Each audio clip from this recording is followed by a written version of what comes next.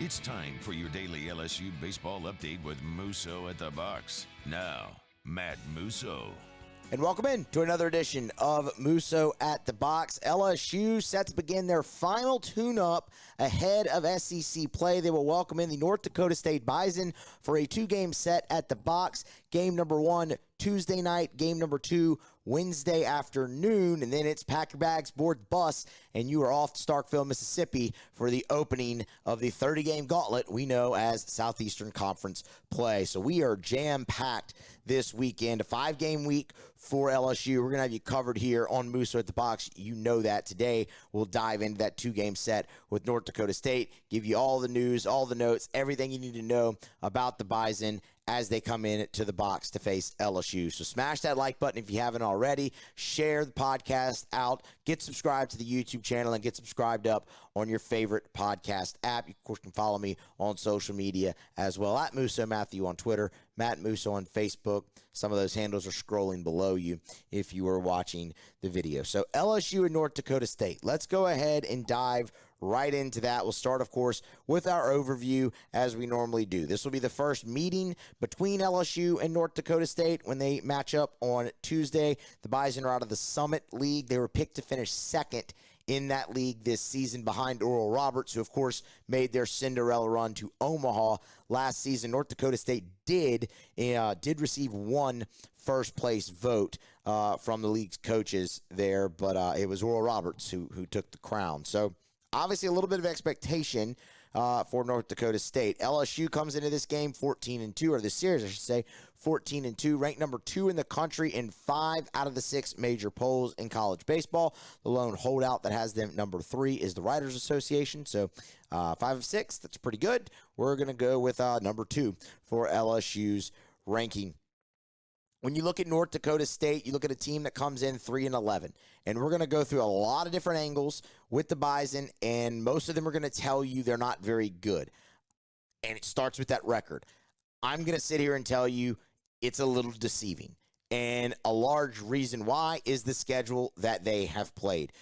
UC Irvine was their opening opponent. They went out to Irvine, California, and y'all, the Anteaters are off to a great start here in 2024. It's got to be, I don't have that in front of me, but it's got to be one of their better starts in the last decade. I mean, they really went on that run in the late 2000s and early 2010s and kind of disappeared after that. They're off to a great start. So North Dakota State made the trip out there, got swept, were largely uncompetitive there, but bounced back to take 2 out of 3 from Pacific. But after that, it was a trip to Corvallis, Oregon.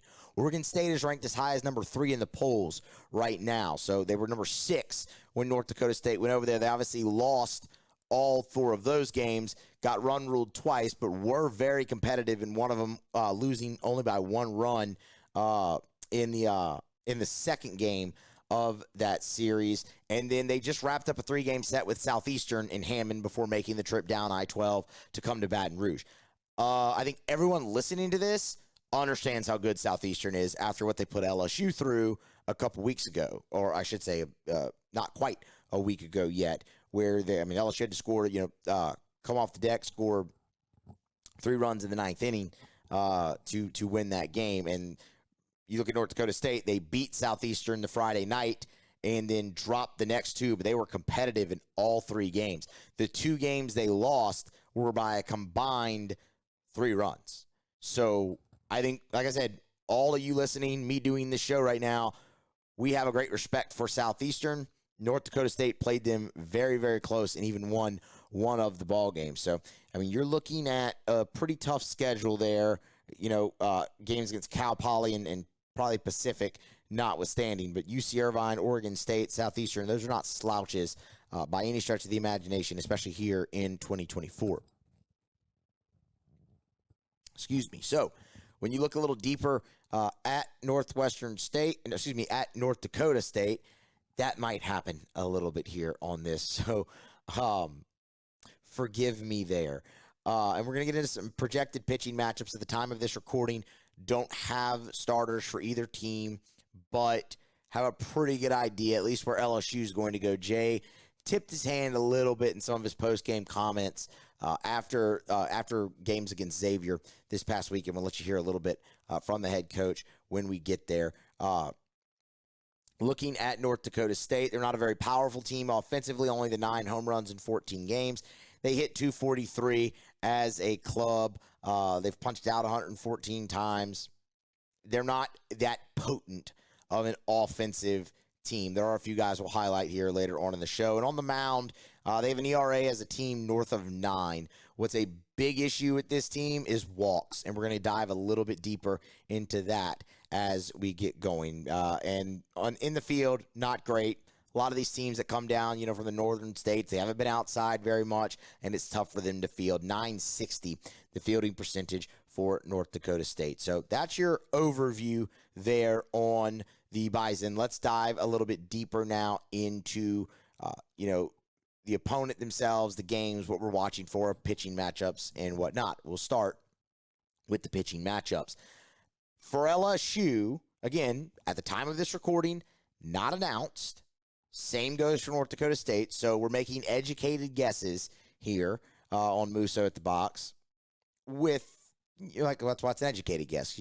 There's a little bit that we have to go on. For LSU, I'm fully expecting one of those 2 days, Tuesday or Wednesday, probably Tuesday, for Cade Anderson to get the start.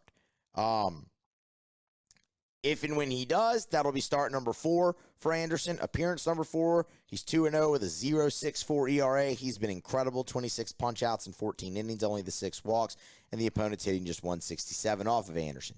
He's been great. I know a lot of people want him to kind of move into that starting rotation on the weekend. We've talked about that here and what his role is going to be going forward on this show, really since his start against Rice. So, this is, 2 weeks now. We've been talking about where Cade Anderson goes, the deeper LSU gets into the season. And for right now, he's going to get a start in the midweek. Jay Johnson, after the game against Xavier on Sunday, wouldn't totally commit to it, but said that's the direction they're heading in. He hadn't talked to Nate Yeske yet, and he said ultimately it is 100% my decision, but we'll talk about it. But yes, that's the way they're kind of going. I know, like I said again, I know a lot of you wanted him to move in there. I will let you hear this from Jay Johnson because it is in lockstep with everything that we've talked about involving Cade Anderson's role. So this was after the Saturday game against Xavier, because Jay was asked about who's going to start game 3. I don't really know why he was asked that. It was announced, prior to the weekend. But anyway, he was asked, and he gave the answer Thatcher Hurd. And the follow-up was, well, is Cade Anderson an option to move into the starting rotation and on the weekend? Into the weekend starting rotation. And this is how Jay Johnson answered that question Saturday after the game against Xavier. I've said this before. I'm happy with where we're at with the rotation right now, to be very clear. But pitch on the weekend? Yes, absolutely. As like a reliever? Yeah, possibly, yeah. There you go. I can sit here and tell you it all you want. You can listen to me all you want. It's from the horse's mouth right there. He's happy with the rotation where it is. But could Cade Anderson pitch on the weekend? Absolutely. As a reliever? Possibly. That's what we've said. So the key thing to watch when Anderson gets his start against North Dakota State, whether it be Tuesday or Wednesday, I'm leaning Tuesday, is how long LSU lets him go. Because that will tell you everything you need to know about their plan for him in Starkville.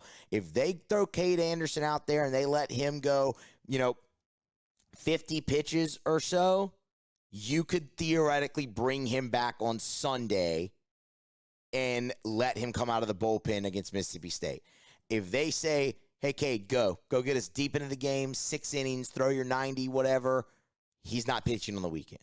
So that's going to be the key thing to really watch there if you're looking for use for Cade Anderson on the weekend, is how deep, how taxing LSU chooses to be with him or on him in his start against North Dakota State. Outside of that, you want to see Cade Anderson just go out there and shove and do what he's done in his first 3 starts where he's been incredible. And as a season-high strikeout total of 13, keep mixing in that curveball the way he has. Just keep having a great feel for that pitch. The fastball is special, and we even started to see the changeup come into play a little bit in that start against Southeastern. I'd love to see him mix that in. The more he gets 3 pitches, the more dangerous that kid is going to become. He's been awesome, and I fully expect him to get one of the starts against North Dakota State. Just how deep will he go is the real question. For LSU in game number 2, I would imagine it's going to be Javen Coleman. We haven't seen Javen Coleman pitch since the Sunday game against Texas State in Houston. You didn't see him against Southeastern. You didn't see him at all against Xavier. He's got starting experience for you this year. It would make an awful lot of sense to let him go out there and get you off to the start again. We'll see how deep he goes. And maybe LSU goes a completely different route, but I really think it's going to be Anderson Coleman.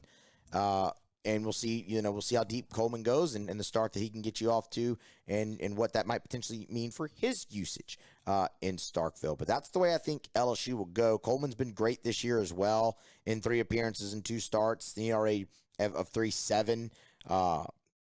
Really nice strikeout total, 11 and 9 2/3. The walk number's a little high. You want to see him get that down a little bit. That's something I would tell you to watch for Coleman. Now, granted, I will also say that's elevated because of his outing against Texas State where he just flat ran out of gas. But just something to watch in a bounce-back effort, get that walk total down because they haven't hit him. Like Coleman, the opponent's hitting 129 off of Javen Coleman. And when he's been in the zone, he's been awesome all year. So that's the 2 starters I think you're looking at for LSU. For North Dakota State, it's a little bit more difficult because you don't have that large of a sample size to go off of in midweek games. They were supposed to play 2 in their first full week after opening day, but the game against Long Beach State got canceled. They only got the game against Cal Poly. Then they didn't have a midweek game because they played the 4-game weekend against Oregon State. But when you look at what would quote-unquote be the midweek there, Matt Sargent got the start, and he also got the start against Cal Poly. So in their 2 midweek games, he's gotten the start. It has not gone well for him. The ERA is north of 17. He has not only more walks than strikeouts, more walks than innings pitched. 3 2/3 innings, 9 walks, only 2 strikeouts. Now, for what it's worth, the opponent is only hitting 091 off of him. When he's in the zone, he's good. He just hasn't been in the zone. More on that a little later. So that's why I would imagine, I guess, he'll get at least one of these starts. If not, they're going to throw guys that have not started yet in these 2 games this season. So that's really where you look at for that. But I would expect Matt Sargent to at least get one of the starts for North Dakota State. Now, let's keep it with pitching, and let's look a little bit deeper into the Bison. Said walks are a problem for this team. And the numbers we just gave for Sargent are a perfect illustration. In 113 2/3 innings pitched so far through 14 games this season for North Dakota State. Say that again slowly. 113 2/3 innings pitched. As a staff, they have walked 91. That is not good. Like, that is objectively bad. That's not good. 91 walks in 113 2/3 innings. I mean, you can go down the list here and look. I mean, this is just me doing this on the spot right now. 1, 2, 3, 4, 5, 6. 6 pitchers have more walks than innings pitched for this team. And I think that is exactly the type of staff that LSU needs to face coming off the weekend that they had against Xavier. Because it's not all too dissimilar from what we saw from a lot of the Xavier pitchers, where they were a walk per inning, and we're not even counting that. those guys on the staff for North Dakota State. We just went through the guys who had more walks than innings pitched, and it was 6 of them. But again, with Xavier, you had guys more walks than innings pitched and or a walk per inning. Excuse me. And LSU fared very good against them in the Saturday game, not so much in games 1 and 2. You saw a lot of first pitch outs. You saw a lot of strikeouts. When you're going to face a staff, which you are in North Dakota State the next, for 2 games in the midweek, who, to say it kindly, struggles to find the plate, and LSU's coming off a weekend where they made a lot of first pitch outs, this is perfect. It's going to test their patience. This team will help you. They will give you gifts. Take them. And when LSU has been at their best this season as a lineup, they've worked counts. They've gotten starting pitchers out of the game early because of that. You can look at the game Saturday against Xavier. You can look at the game against Texas, obviously. In that one, you could look at the game against Texas State in Houston is another. I mean, you can go on. Week 1 against VMI, they were great in that regard there too, getting started. When they've made guys work and they've run that pitch count up early and they've been patient and they've stayed within their plan, as Jay is that's a phrase we've heard a lot this year, that's when they've been at their best. This is going to be a great test of that because these guys from North Dakota State are wild. Wild. 91 walks in 113 2/3 innings. That is your number to know for this 2-game set for LSU on offense. That is it. They take the gifts. They're patient. LSU's going to be able to score a lot of runs. When you look at this team, North Dakota State, that is offensively, they're not going to blow you away. There's a few guys that I do want to highlight, but as we said off the jump, 243 as a team, just the 9 home runs, so they're not that powerful. They only slugged 363 as a club. There's not a lot of pop. They're not even that aggressive on the base paths. I mean, they've only attempted 17 stolen bases. They're just not a dynamic offensive club. They're not. That gives LSU a massive advantage in this, obviously, because LSU is a dynamic pitching staff. But I said there are a few guys that I did want to highlight, at least, for North Dakota State. You'll remember when we previewed Xavier, or maybe you won't because you didn't see it, but when we previewed Xavier, we talked about their leading hitter. He was hitting over 400, but he hadn't played in 4 or 5 games. And that was odd. Said, okay, couldn't find anything on an injury with him. You probably wouldn't see him on the weekend, and you didn't. I'm going to go ahead and say the same thing here for North Dakota State. Their leading hitter, Colton Becker, who's hitting .382, has played in 9 games, started all 9 games, but has not played since March 1st. Something's not right there. Your guy who's started all games as your leading hitter is going to play, provided he's healthy. So, again, haven't found anything on him, but would imagine you won't see him, so that's a bit of a break. Now, there's 2 guys that I do want to highlight, though, that have really made a charge into this lineup. Because really, outside of, most of the guys, it's pretty set, this lineup. But a couple guys that we're going to touch on right here have made a charge in there. One of them is Garrett Hill. Garrett Hill's really played well the last few games in the month of March for North Dakota State. He really kind of came on in the Oregon State series with a 2-for-3 day, and then played the last 2 games of the Southeastern series as well. Had hits there in limited action. Hill is hitting .385 on the year. So, again, limited number of at-bats, but you're starting to see him a little bit more often. That is somebody you could absolutely see. Carson Hake is the same way. He really came on in that Oregon State series and played the last 2 games against Southeastern as well. So, definitely somebody you could see in one of these games hitting .316. Smaller sample size, but the thing that he has going for him is the power. Hake leads the team with 3 home runs, and they've all kind of come in that stretch between the Oregon State series and the Southeastern series. So he's really hot right now. The other guy that I will really highlight is James Dunlap. So Dunlap has started all 14 games, played in all 14 games, is hitting .246. That's not going to necessarily blow you away, but he's got the 2 home runs, second on the team, and he leads the team in RBI with 12.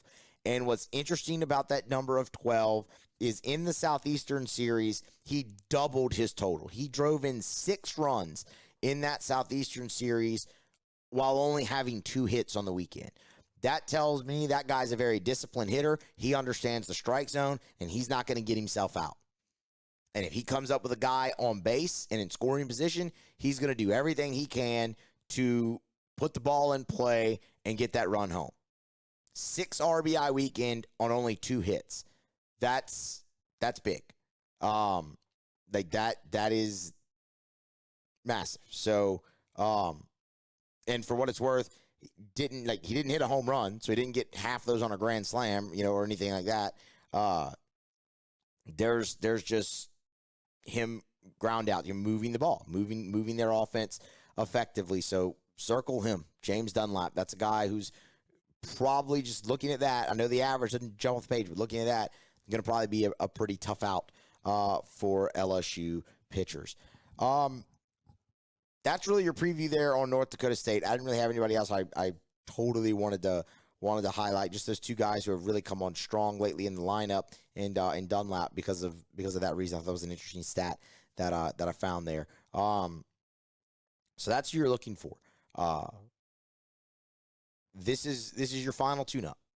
If you're LSU, you need to do well offensively.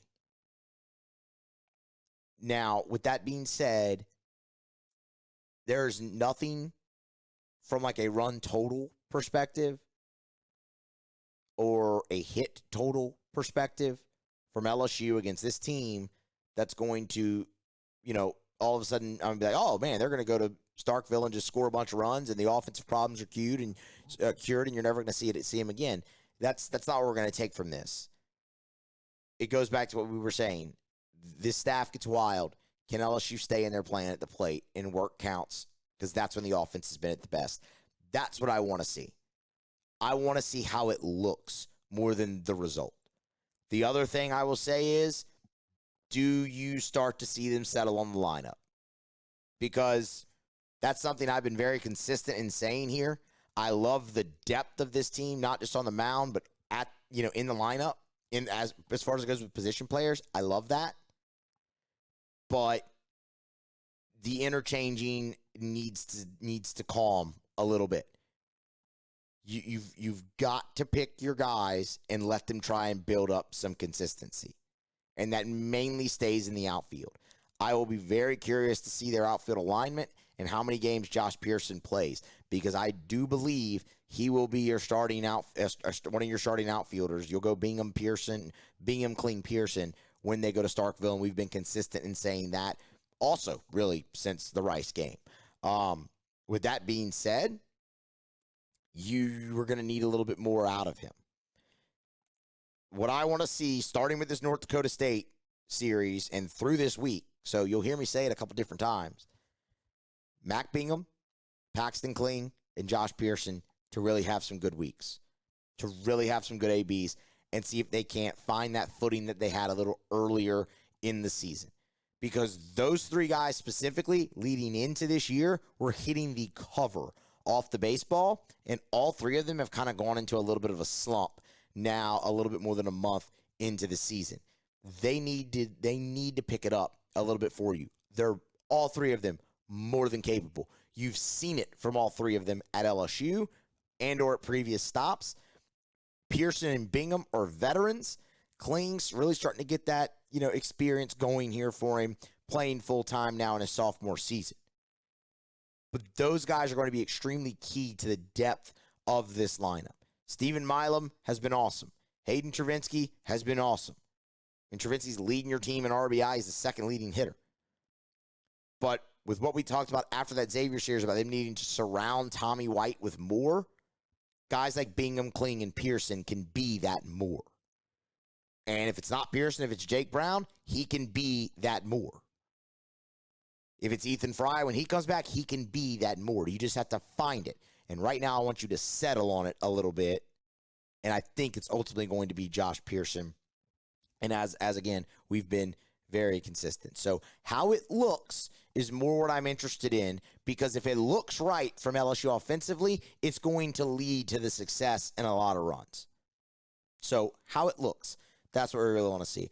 Pitching, I think LSU is going to be fine. I don't really have anything to tell you what to watch for them right now, other than pitch counts and how it might lead to guys being used on the weekend at Mississippi State. That goes for Coleman. That goes for, obviously, Cade Anderson. LSU's pitching staff's been great. I think what's going to be interesting is the amount of guys they try to wedge into these games. Having to. Like, we didn't see Fidel Ulloa over the weekend against Xavier. We didn't see Justin Lohr over the weekend. We didn't see Coleman, but he'll probably be in a start. So I mean, like, there's plenty of guys you didn't even see that you will over the next 2 days, to get them a little bit more action for getting ready for the series with Mississippi State. We're going to have you covered here wall to wall. You know that, on Musso at the Box. So smash the like button, get subscribed if you have not already, both on the YouTube channel and on your favorite podcast app. Follow me on Twitter.